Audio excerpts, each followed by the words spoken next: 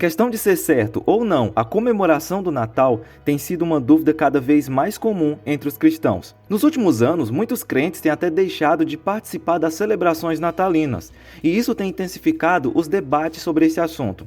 E falando nisso, aproveita para comentar aqui embaixo se você comemora ou não o Natal e por quê. Para entendermos um pouco mais a origem de toda essa polêmica, precisamos conhecer a Saturnália. Segundo os historiadores, essa celebração era realizada em homenagem ao deus Saturno.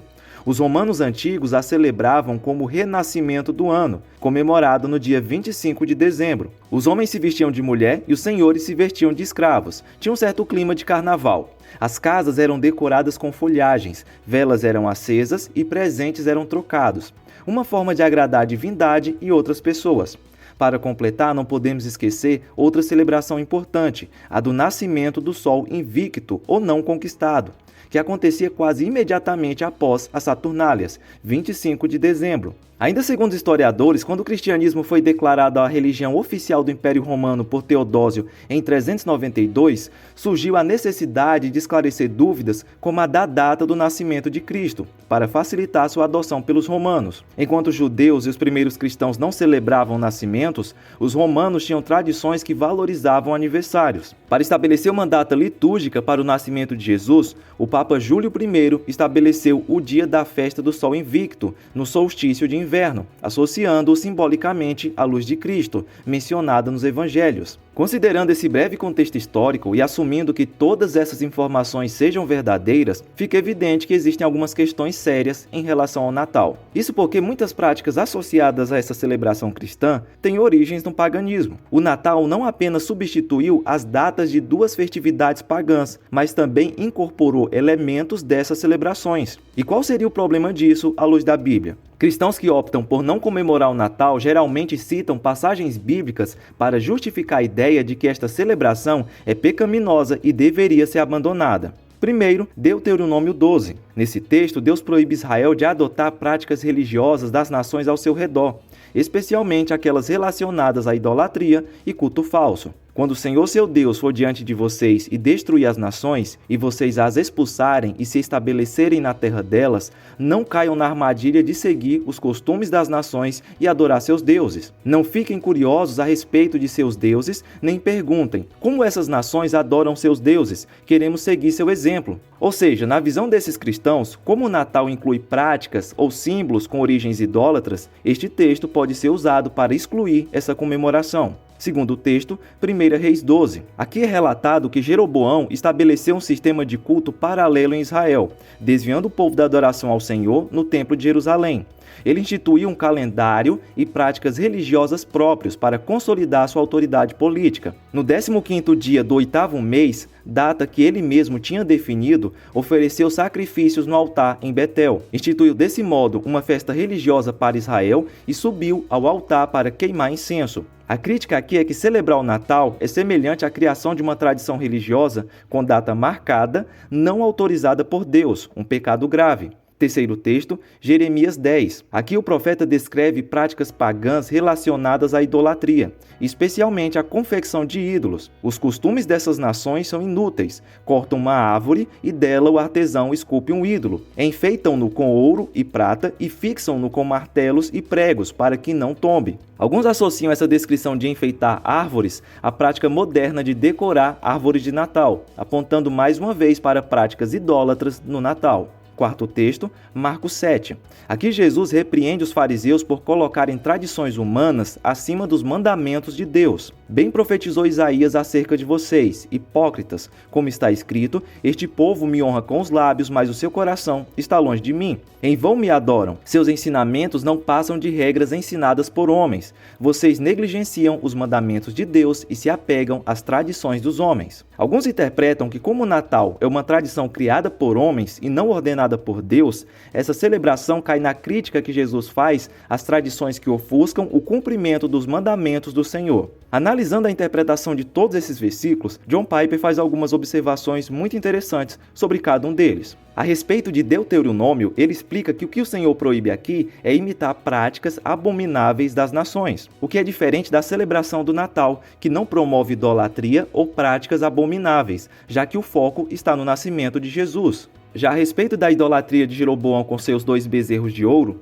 escolher um dia para adorar algo contrário ao evangelho seria realmente idolatria. Mas Pipe explica que isso não se aplica ao Natal, já que o verdadeiro Natal exalta a encarnação de Cristo. Sobre a idolatria ligada a objetos de madeira, Pipe esclarece que o texto não condena árvores de Natal, mas sim ídolos que substituem a adoração a Deus. As árvores de Natal não são adoradas, são apenas decoração. Sobre o ensino de Jesus aos fariseus, devemos ponderar que a tradição é condenada quando contradiz os ensinamentos do Senhor, mas não há evidência de que o Natal contradiga os princípios bíblicos.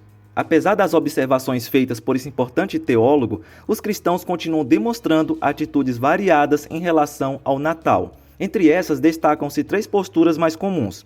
Primeira atitude: comemorar normalmente, como todo mundo. Aqueles que defendem essa posição podem argumentar que já faz mais de 1.500 anos que os elementos e práticas pagãs do Natal foram adaptadas pelo cristianismo. Portanto, devido ao distanciamento temporal, não se pode mais dizer que a comemoração do Natal é pagã hoje. Para ilustrar, é basicamente o que fazemos com as palavras da nossa língua. A palavra coitado, por exemplo, tem uma relação etimológica com coito. Originalmente, coitado era usado no sentido de alguém que foi forçado, ou seja, alguém que sofreu o que não queria. Com o tempo, o termo evoluiu para o sentido atual, de alguém digno de pena ou desafortunado. Portanto, muitas coisas perdem com o tempo a relação com seu significado original. Uma pessoa que vive preocupada com a origem milenar do que quer que seja, com o tempo não será mais nem capaz de se comunicar. Portanto, se não fosse a difusão de informações da internet, possivelmente não saberíamos dessa origem distante pagã do Natal. Segunda atitude: não comemorar. Quem não comemora por todos os motivos das origens pagãs, que vão desde a escolha da data até as decorações, defende que além de todos esses problemas, essa festa não é instituída na Bíblia. Como Colossenses 2:8 declara: tenham cuidado para que ninguém os escravize a filosofias vãs e enganosas que se fundamentam nas tradições humanas e nos princípios elementares deste mundo e não em Cristo. A Bíblia ensina que cada cristão tem liberdade para decidir como viver sua fé, desde que essa decisão seja para glorificar a Deus, não envolvendo pecado. Ninguém deve ser obrigado ou visto como inferior por não comemorar uma festa que não foi instituída no Novo Testamento e que, além disso, tem todos esses problemas. A terceira atitude em relação ao Natal é a que eu e a minha família seguimos: comemorar sem as coisas de origem pagã.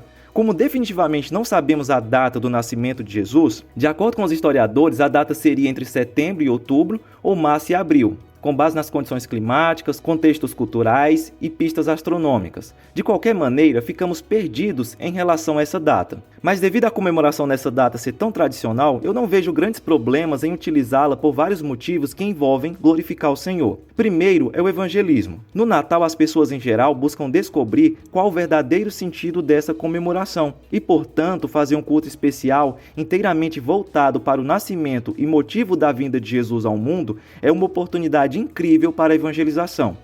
Segundo, se retirarmos todas as coisas de origem pagã, só teremos o nascimento de Cristo. Então isso definitivamente não me parece um problema. Ficamos apenas com a questão de uma data cristã que substituiu uma data pagã. Um trecho que me ajudou bastante nessa decisão é quando Paulo orienta os cristãos em Corinto sobre como lidar com alimentos sacrificados a ídolos. Em 1 Coríntios 10, 25 ao 31, encontramos um princípio incrível sobre a liberdade cristã e a nossa responsabilidade diante dos outros.